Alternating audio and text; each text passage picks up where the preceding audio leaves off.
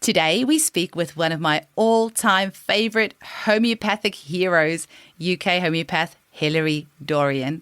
I first learned about Hilery via some online lectures I did through CHE, Centre for Homeopathy Education, and then I've purchased every single one of her series of lectures which she has put on herself. For the homeopaths listening, check the show notes on how to contact Hilery to be added to her mailing list for access to her past and future lectures. I was incredibly lucky to have received mentoring from Hilery a few months back, and it was truly a dream come true to be able to have her help me with some tricky cases. Hilery has been in practice for 40 years, and I think it's a testament to what an incredible career choice homeopathy is. You're able to work your own hours, which is wonderful when you have young children. You get to help people with their health and well-being. You can even work online if you choose.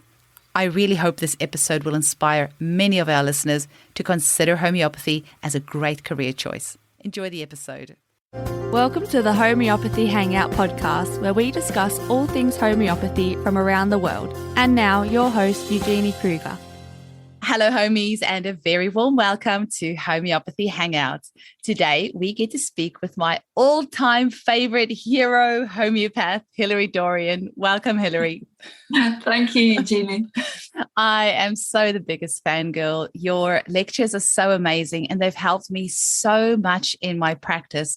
They've really challenged me a lot of the time as well. And one of the examples is, the bowel nosodes, where we were taught all that time ago, you give one dose of a remedy and you never repeat it again in 3 months. And then Hilery comes along and give it daily for 21 days. And my mind was blown. And now I give it for like 8 weeks and I don't even flinch. So you just have such an amazing way of making remedies come alive. So I wonder, Hilery, can you tell our listeners a little bit about how you first got introduced to homeopathy?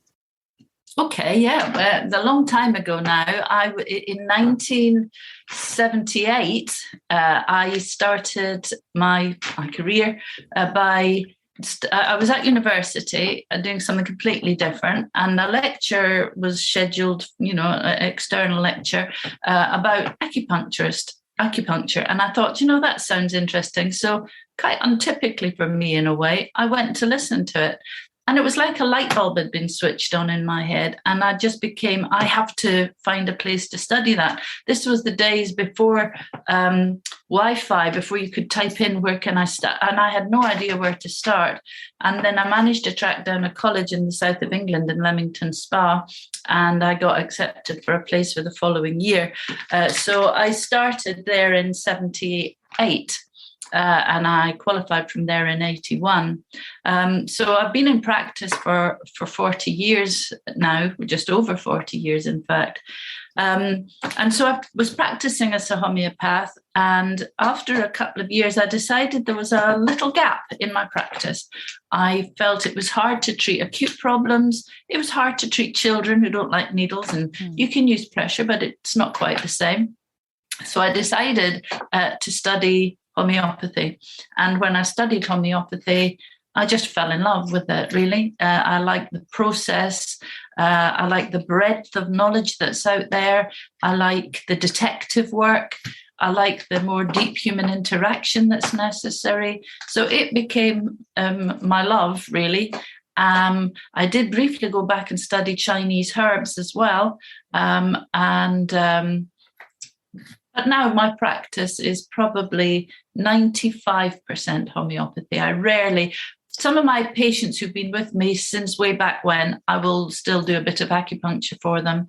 But I mostly now do homeopathy because I literally fell in love with it, and I've never fallen out of love with it.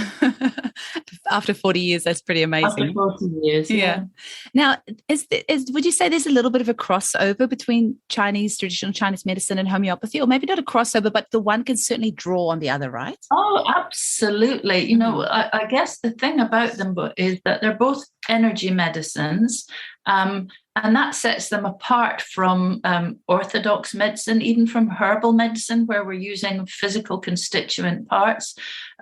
So they're both very strongly energy medicines. And I think that as homeopaths, we can learn quite a lot from TCM to help our patients, even to help refine the remedy selection sometimes by knowing which organs are actually shouting out here, adding a weight to a certain prescription that if you're deciding between two remedies, you might think, actually, this is more liver. I know this from understanding a bit about TCM, and so I'm going to go with the lycopodium rather than the other remedy you might have been thinking of. So yeah, there definitely is a crossover. And whilst I don't treat very much with acupuncture anymore, I'm always aware of how much my practice is influenced by the underlying knowledge of TCM. And I didn't realize it for a few years. And a few people pointed that out who were sitting in with me. And then I got it. And yeah, there's definitely a crossover. And I know you've got some lectures coming up on that shortly. Is that right? Yes, I have been. I'm going to be teaching early next year for Florida Society Conference. And so I've been meant to be doing the Florida Society Conference in person for a couple of years now, and we keep not being able to go because of COVID. And so we're going to try one more time next year. So it's been a little bit of a while coming. And once that has been done, then I'll probably make it available generally. But I want to keep it for them. I don't want everyone to have seen it and then not get such a successful conference. So I want to keep it under wraps until then. And I'm just spending a bit of time refining it, making it better, tidying it up. Amazing. Now, you also, like I said before, an absolutely incredible lecturer, and you lecture at CHE, the College for Homeopathy Education, but you also have your own series of lectures that you put out. Can you tell us a little bit about what it is you enjoy about lecturing, and then also for the homeopaths listening, how they can get hold of your lecture series that you personally do? Sure. I've been lecturing for about 25 years of my practice now, and I really, really enjoy it. I like the communication of it. I think if people like my lectures, I think what they do like about them is that they're kind of structured, so it makes them quite accessible. And I think it's just because of the way my mind works. You know, some people, they might do a mind map, and to me that looks just completely chaotic. And I think your mind map is such an individual thing. Somebody else might go, I get that completely. And somebody else might say, whoa, what's that? Because it's not how my mind works. So I just try to distill it down into the sort of essences of what matters to the remedy. And I might usually pick out what this person has to say about it, what this person has to say about it, the information that's out there. But then I'll always bring it back to my experience with it and all the things that I've seen time and time again outlined and expanded, just to try and make it both accessible, fun, hopefully entertaining. And I really enjoy it.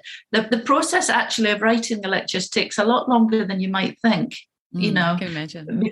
And it helps me because I have to get all that information that I know I've got in there, but I have to get it into a good order that makes sense, that follows a nice trajectory, and add in some cases. So it takes quite a lot of time to get them prepared. But I really, really do enjoy doing it. And probably during lockdown, when I wasn't able to go up and do a lot of lectures, when work was mainly online and wasn't so busy because everyone was in a bit of a tailspin, I decided to amuse myself and hopefully other people by doing a few lectures. So I started doing a series of webinars, which has just grown and grown, and the audience for them has grown.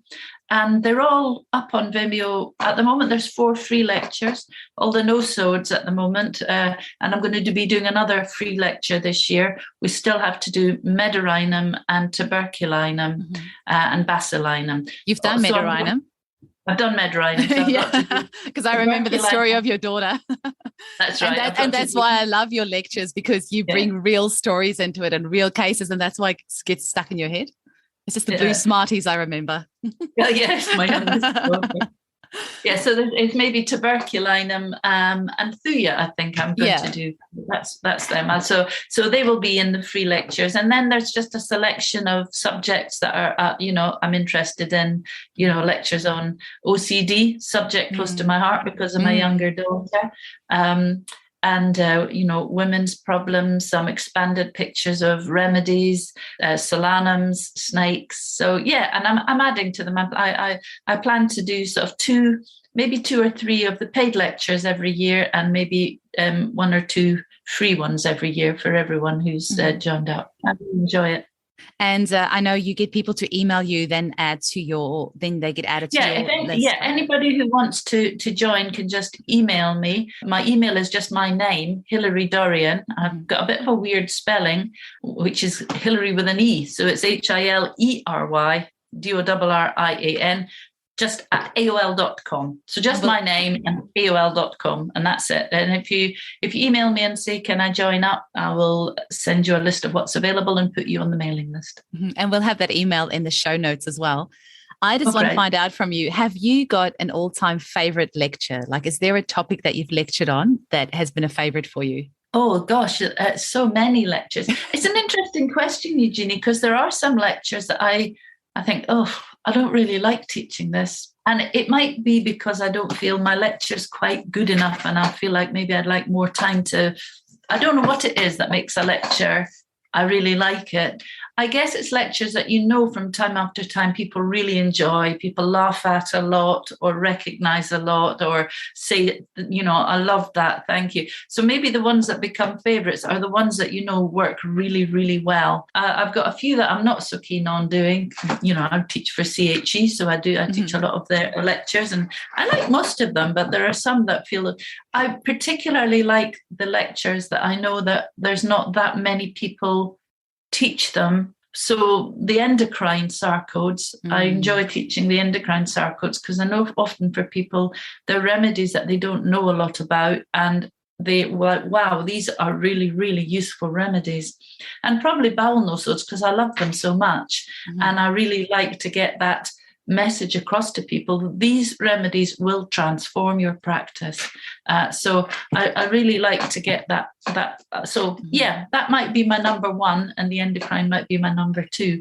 But there's a lot of ones that I really enjoy teaching.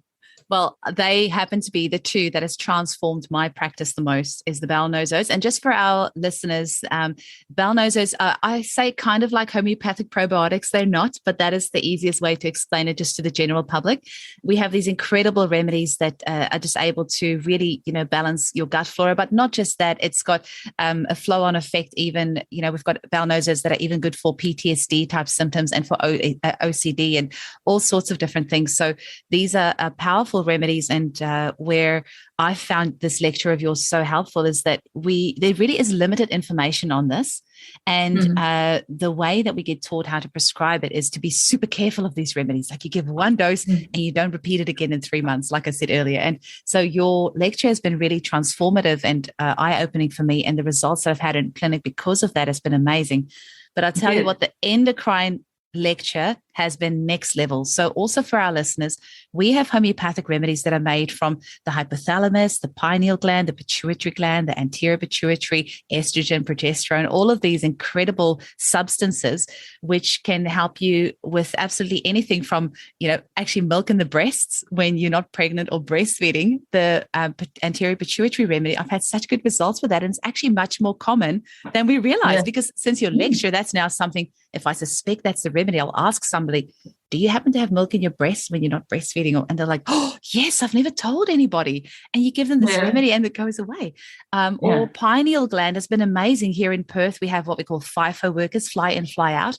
And they do shift work and their sleep patterns are completely messed up. And you give them the pineal gland remedy and they sleep so well. So, it's lovely to hear, because that's ultimately why we do what we do. And it's really nice because sometimes when you're working in practice, you see the immediate effect of your remedies. Somebody comes back and they're like, wow. So it's very gratifying. When you're teaching, you get the gratification if the students have enjoyed it.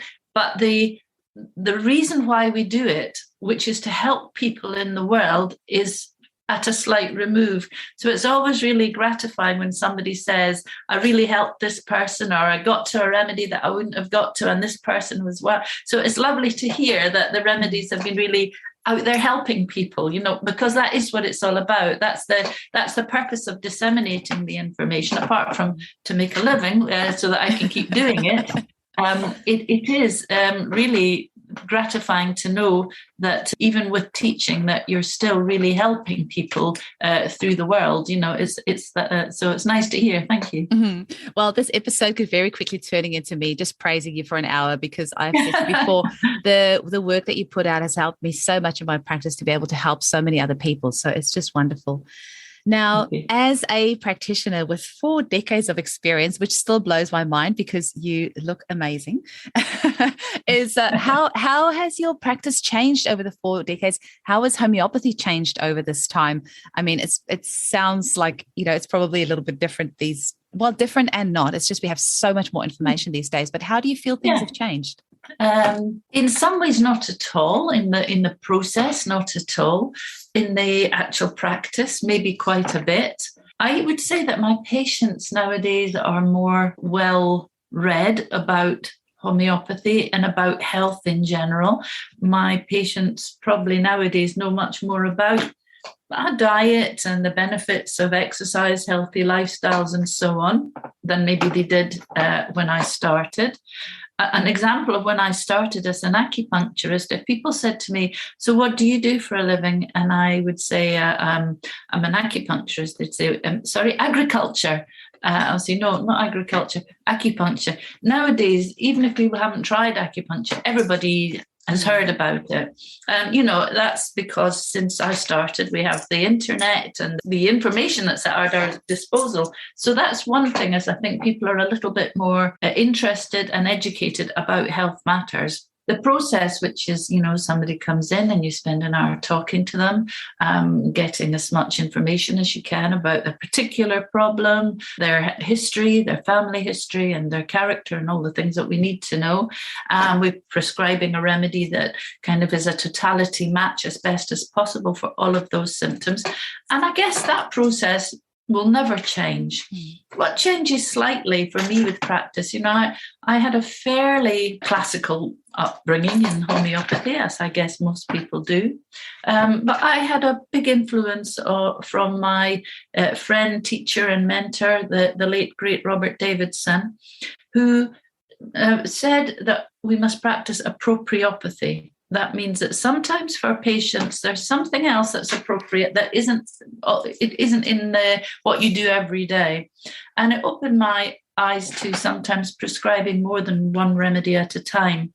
Now, this still causes some sort of level of shock and horror in very tightly classical communities.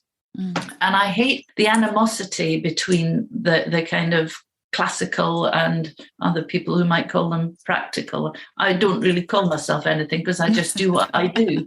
But sometimes we do get really good results I'm always looking for the totality prescription, but nowadays I might be more likely to add in maybe a thyroid daily to support the thyroid, a sarcode or a nosode, or something that's going to do some drainage, support some underlying systems that need supporting. I believe that way we get slightly faster results, not better results, but the benefit of that is that people have limited money, they have limited patience, and it's not that the classical on its own works any less well. We get there in the end, but just that sometimes by the addition of, say, Thyroidinum 6C in a certain patient, you might say they'll come back and they'll feel, so many changes. And the same, even adding in perhaps some cramp bark for somebody with severe period pains. They will eventually go with the constitutional remedies, and the acute remedies aren't getting rid of them at a deeper level. But if we can make them comfortable in the short term and allow the deeper remedies to do their job, it keeps them with us. If we can keep our patient happy and confident in what we do and staying with us, we can easily get them better. But healing is a process. It takes a long time. It might be a couple of years before somebody is properly better.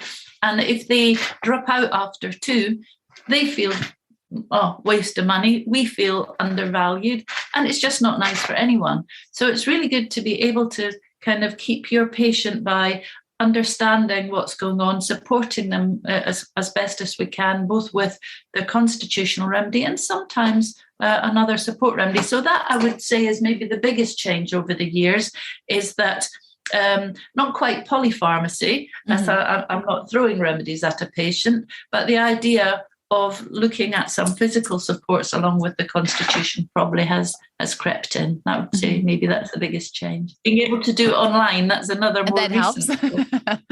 And what's your longest standing patient that you've had? Oh, I've got loads that have been with me since almost the month or two that I qualified way back when.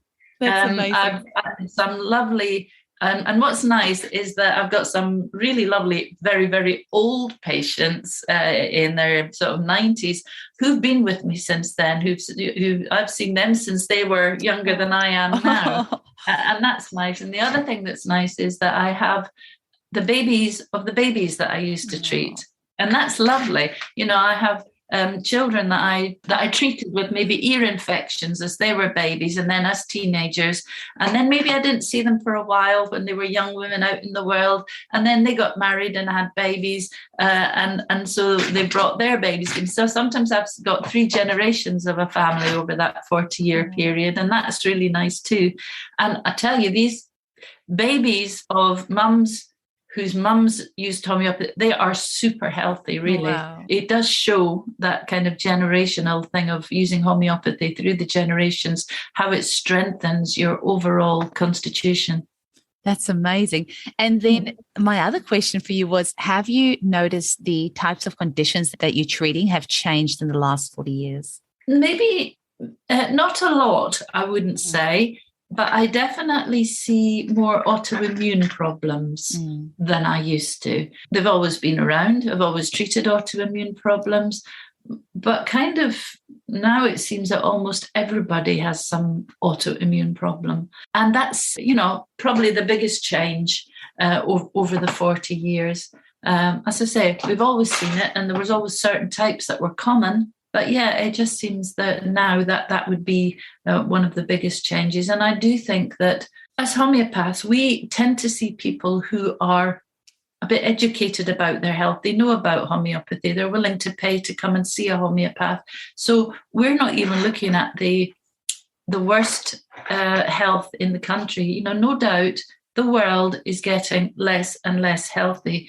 For the people who are less educated about diet and exercise, who live off fast foods, who will immediately turn to a statin if they've got high cholesterol, instead of maybe thinking, right, I'll change my diet, do something about it, change my lifestyle, and see if I can get it down naturally first.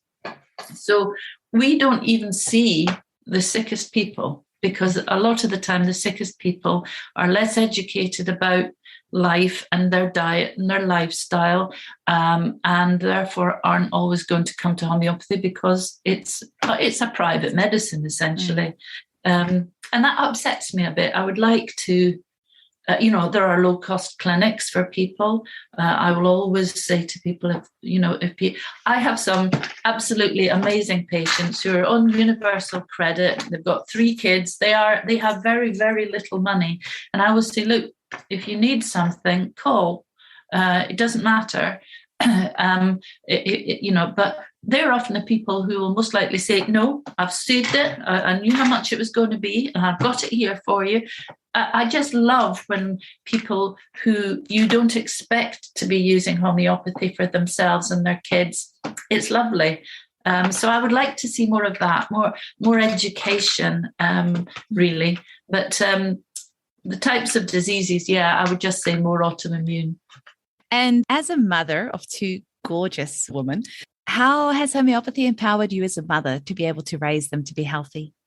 Yeah, I mean, that's another gift, isn't it, really, when we have children. I don't know how people get through their lives without homeopathy. I often say that too. I think this so often. It's saved my life, both literally and figuratively, in so many situations. And I just don't know how people manage without it.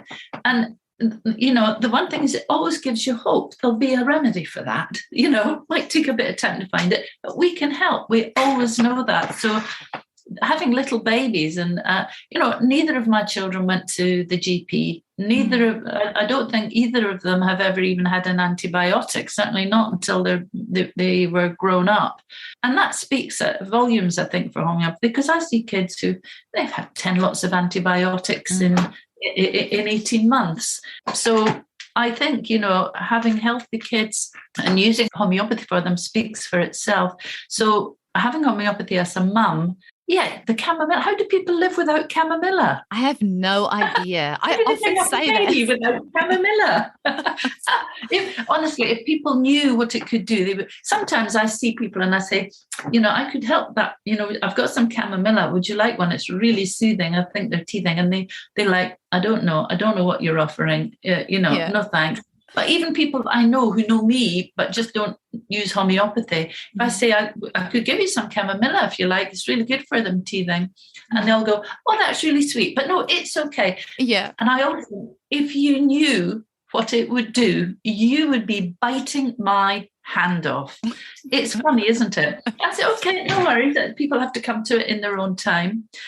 So having that, bringing up a family, it's such a blessing. And the second thing is that I was in private owned practice. So basically I can take off what time I want, what works for me, still have my practice, maybe quieter in those early years. But actually, it's why I started having a receptionist. My very good friend, Teresa, said, I'll look after Emily whilst you are seeing clients. And gradually, as the baby slept, she would pick up the phone and take a message for me. And I found it so useful that even after the children went to nursery, I said, would you like to still keep working for me? And from that day onwards, I've always had a receptionist. And if you have a busy practice, I cannot recommend it highly enough. I couldn't do half of what I do without my support network behind me. They are just so brilliant. And, they will send out remedies. They deal with all the appointments because they're all homeopaths themselves. They can take an acute case on the phone for me. They just allow me to do more than I could if they weren't there. And that came out of working around a family, really. So, as a mum, it's been a blessing in so many ways. And now you have a daughter who's a homeopath, so second generation. How is she going with her practice, and what are your hopes and dreams for her practice? Hi, homies. Just a quick break in the episode to ask for your help. Producing this show takes a lot of time and money, and I would really appreciate your support so I can continue producing new episodes for you to enjoy. You can visit www.buymeacoffee.com/hangout to make a donation from as little as $5. Believe me, every little bit helps. I'd also like to invite you all to my Facebook group called Homeopathy Hangout, where we can continue the conversation. And for my Australian listeners, check out my amazing range of homeopathic kits, remedies, crystals, supplements, and more at www.eugeniekruger.com. All right, let's get back to the episode. Thanks for your time. She's doing brilliantly. Is a really, really good practitioner.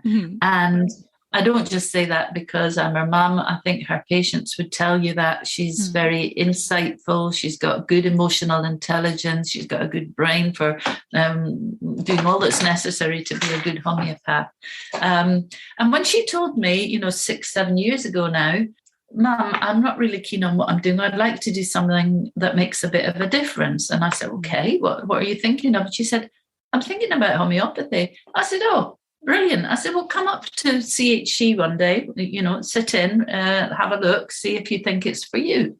And she did. And she said she wanted to study homeopathy. And I said, come and sit in with the college at CHC, see if you like it. So she did that for the weekend. And she absolutely loved it. She really, really enjoyed it. And that started her on that journey to practice. And now, because I'm semi-retiring, I'm not taking on new clients. And so the new clients are seen by 2 homeopaths who work very closely with me, one of them being my daughter. So I say I'm going to supervise the cases for the first 3 sessions, make sure that all the information's been gathered properly, make sure there's a good overview of what remedies are going to be useful here. And it works really well. And Yeah, she's going to be great. And people say to me, "Oh, you must be really happy that she's a homeopath." And I'll say, all I ever want for my children is for them to be happy, whatever they do. And, as long as they find that happiness, that contentment and their place in the world, I don't mind what they do. But it is nice to have a homeopath in the family. And, when we chat, we can do the homeopathic shorthand, she was a bit of a platina. So I had to, other people say, what does that mean? You don't need to don't need to explain. So we have that homeopath. Or you can just, somebody who's, acting up, you can just go, like a podium. It just gives you a shorthand, and it's nice. It's good, and it's just nice that, because it's in her blood. She's been a homeopath for years. Her dad's a homeopath, not my husband, who's her stepdad, but not Ian Watson. And so it's almost perhaps not unusual that that's what's happened, that she's wanted to be a homeopath. But yeah, it's lovely. I should share that joke with our audience as well, that Hilary's husband is called Ian Watson, but I have also just today recorded an episode with the homeopath Ian Watson, and it's not the same guy. So just if anyone... And there's a lot of confusion. And the homeopath Ian Watson says he actually quite enjoys that your husband takes, he's the one that gets all the Facebook friend requests, thinking that it's him, but it's not. So we were just having a laugh at that before we started recording earlier. So Hilery, I wonder, have you got actually, I've got a question here for you. Do you think there's anything that homeopathy can't help with? Can't help with? No. Yeah. Because we help on so many different levels. There are some problems that are surgical problems. They have to be dealt with surgically. It might be somebody's spinal realignment. It might be an accident. It might be an appendix. There are some things that are surgical problems. Now, if we were out in the middle of nowhere with no resources for surgery and only homeopathy, I like to think that perhaps in your situation, we would have got on top of it and not lost you. But we don't have to take those risks. We have surgery there, and sometimes it's the best resource. And as homeopaths, I think that it's good not to be too militant about people being, we want everyone to have the choice to understand that people have their own intelligence, they know their own body, they know their own needs, they've often done a bit of research, and if that's what they've decided is right for them, who am I to say it's not? I might give them more education as to why that might not be the best road in the first instance, and that how this is the thing that we could try. But, we have to be respectful of other people's opinions. I don't usually find that ordinary medicines get in the way of my prescriptions. And the best way for people to start to think they maybe won't take the ordinary medicines is to get them so much better that they think, this really works for me. Maybe I'm going to tackle this, it might be statins. I want to tackle their cholesterol without taking a medication anymore. So I don't take people off their medications by and large.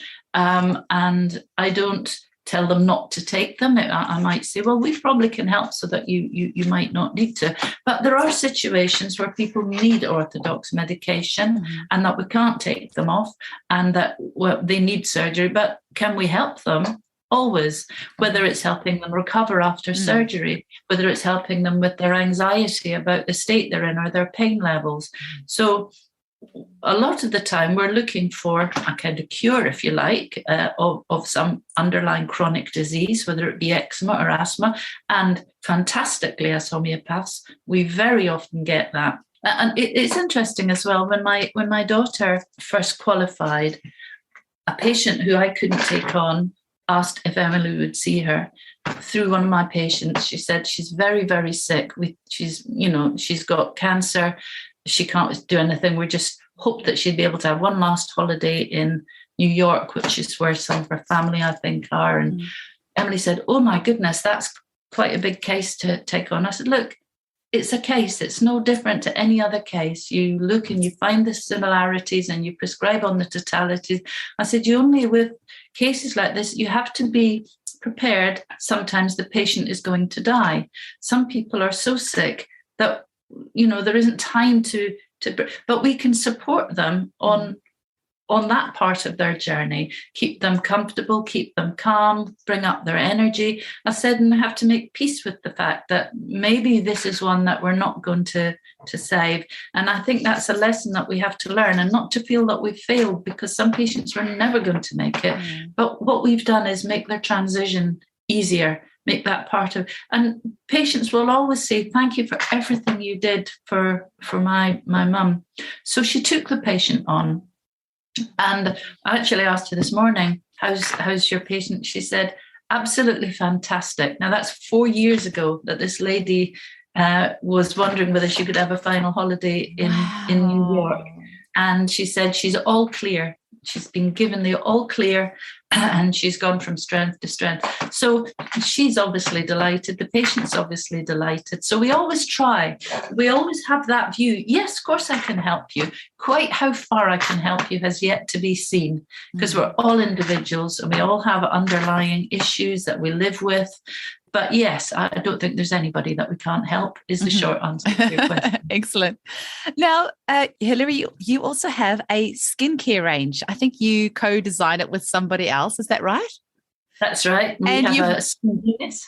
And you've won some awards recently as well. Yeah, we've won lots of awards, which is very gratifying. Yeah. Amazing. Can you tell our audience a little bit about it and where they can get hold of these products? Yeah, the products are for acne.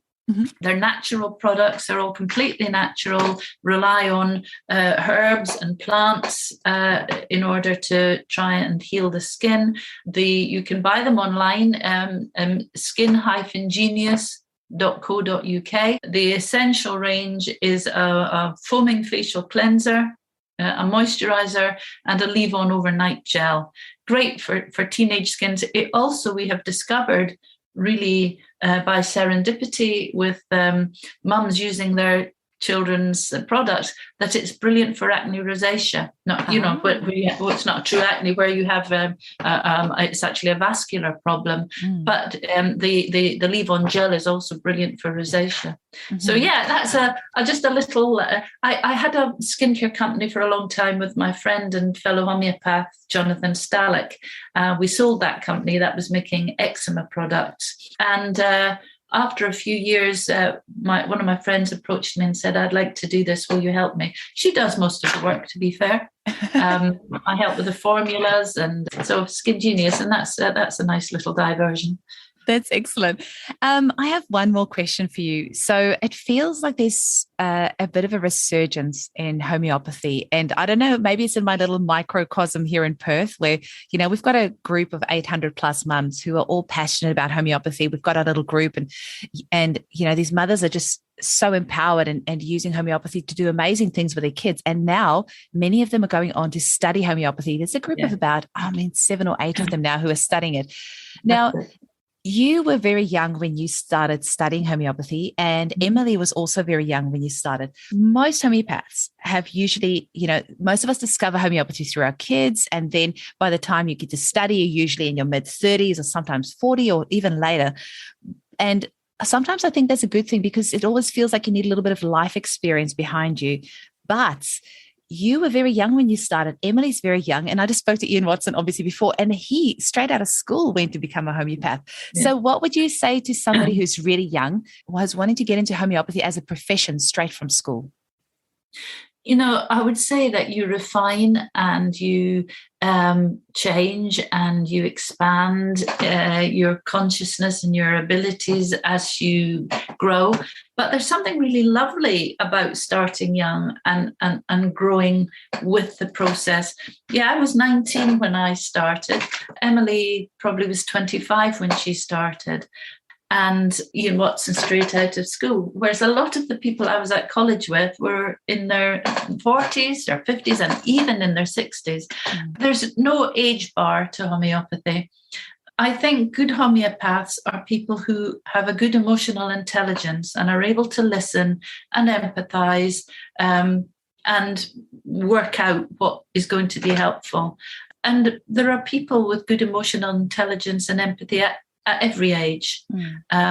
So youth doesn't bar you from being a person who can listen and understand. We may not have been there in our lives, but it doesn't mean that we can't understand it. There are situations that I've never been in my life yet, but it doesn't mean that I wouldn't be able to understand how it might have felt. My job isn't to know how it felt, because how I think it might feel isn't necessarily how it feels for this person. Our job is to find out how they felt. We can all find that out. In fact, I sometimes think that this is something that homeopaths might do if they don't take a good enough case, is, there was a grief. And they're immediately thinking Matron Muir or Ignatia, their father died. When I say to students, so Ignatia, why? Well, her father had just died. I said, and how did she feel about that? Well, I didn't ask. So I say, when you have a timeline and you know what happened to them when they were 13, 17, 21, 20, you know what happened to them all the way through their lives, but you don't know how they felt about any of it. So you're prescribing for yourself. You're prescribing for how you would have felt in those situations. My father died and I was in a terrible, I said, he might have beaten her senseless. She might have thought, great, I've got rid of the old bugger. We don't know unless we ask, So our experience is understanding how a situation might feel because we've been there. But if we're not careful, we can impose our own view of what happened. Whereas when you're young, you maybe don't have that because you haven't been divorced. You maybe haven't lost a parent. You maybe haven't had a child. So you're not putting imposing your own view on it, and you're less likely to be prescribing for yourself and fully prescribing for the other person. Just a thought. So I think there's advantages at every age, when you do have experience, when you know how to deal with something, when you're not embarrassed by grief or by sexual stuff, or, there's things that come with experience, but that doesn't mean that there aren't some brilliant things that you have from starting young. I love that you've said that. That's so great.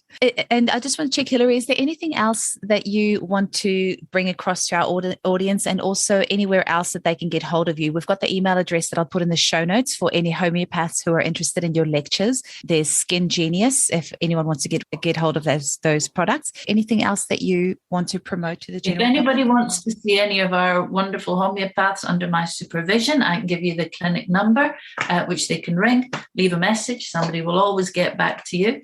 And that is, if you're out of the UK, 0044 1342 836985. And that's about it. But you're talking about the young people coming into homeopathy and how in doing what you're doing and teaching all these young people, I think that's fantastic. And it's a sort of testament to your enthusiasm passing down to these people who think, yeah, I can do it. They try homeopathy, it works, I can do it. And then I'd love to be like you, Jeannie, doing that. It's marvelous, I think, to do that, to encourage that younger generation into homeopathy. We have to encourage the younger generation, and otherwise we're not going to keep going through the generation. So I think that's a great testament to your what you do out there in the community as well as in your practice. So thank you brilliant. So much. My son is 10 and my daughter is 7, and she's been saying since she was 5 that she's going to be a homeopath and work with me. But she said she wants to be an animal homeopath, and on the weekend she's going to be an artist. So they are what started already. Yeah. They are what drive me, because I want homeopathy alive and thriving for them when they are adults, so they can, they are my reason for living. They're my reason for doing what I do. I want to keep homeopathy alive for hopefully grandchildren one day, so they can use it and have access to this safe natural medicine. Brilliant. Yeah, I think that's absolutely brilliant.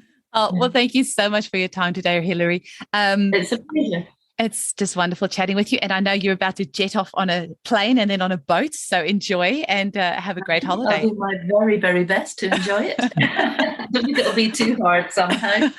I'll talk with you soon. Bye-bye. Yeah, take care. Thanks, Eugenie. Bye. Bye.